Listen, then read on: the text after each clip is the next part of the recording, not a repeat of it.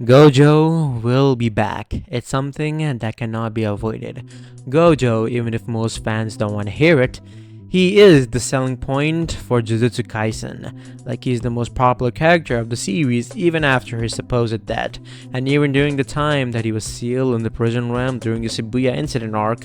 And you really think that Shueisha would let one of their main selling manga currently and the most popular character of that manga die? I mean, from a business perspective, it is just stupid. I mean, look at Naruto. The series bought in so much cash for Shueisha that they literally had to create a freaking sequel to it, so that, sequel still brings in much more cash to the company, especially after its time skip that has been done in Boruto. Not to mention how much hype is around the time skip that, literally Boruto's sales are at one of the top 5 currently. Now, putting all the business aspect aside, even from a story point of view, like, seriously, who is stopping Sukuna right now? The man is a freaking walking disaster, and even if Yuzi gets some kind of insane boost in power in the near future, let's just be honest, he ain't beating Sukuna. Now, hold your horses. I'll tell you what, even if Gojo does come back, he ain't beating Sukuna, especially since Sukuna now can bypass Infinity, since, he did it when he killed Gojo. Meaning, if Gojo does return, he will need help, and guess what? Kenjaku's dumbass is still alive, and let's be honest, he's not losing to Takaba. Kenjaku is one of the main villain of the story, and I refuse to believe that he's gonna die by someone of the hands of Takaba, especially even when we have fighters like Maki, Yuta still in the frame and ready for action at any time.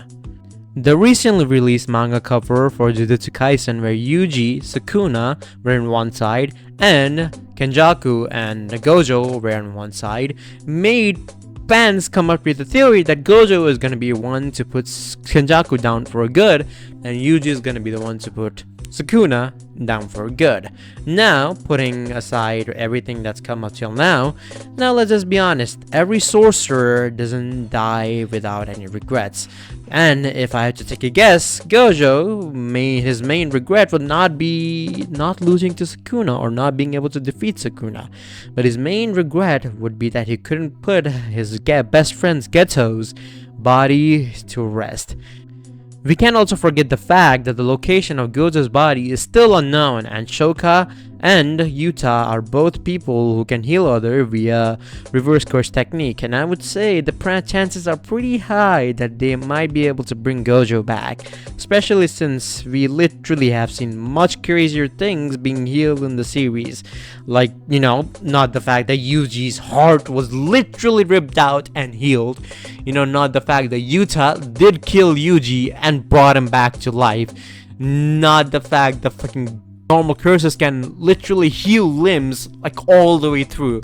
So it's not crazy to assume that, like, if Yuta and Shoko got hold of both half of Gojo's body, the upper and the lower half, they can maybe revive my man, and things can go back to normal. So it wouldn't be crazy to assume if Yuta and Shoko do get hold of Gojo's body, Gojo Satoru could come back to life. But then again, if Gege is a madman and literally doesn't give a living shit about the fans, then, well, he might just not make Gojo come back as well. Who knows? But I would like to know is, what do you guys think? Will Gojo come back, or will he remain dead in the story? Comment down below, and as I read every single one of your guys' comments. And while you're down there, subscribe to the channel and like this video as well. It helps me out a lot. I mean, Sukuna, even in a weaker body, beat the living shit out of Gojo and turned him into a Kit Kat, and people think Sukuna in his original body in the Human era form, which he's much stronger in, would lose to Gojo. I mean, man, ridiculous.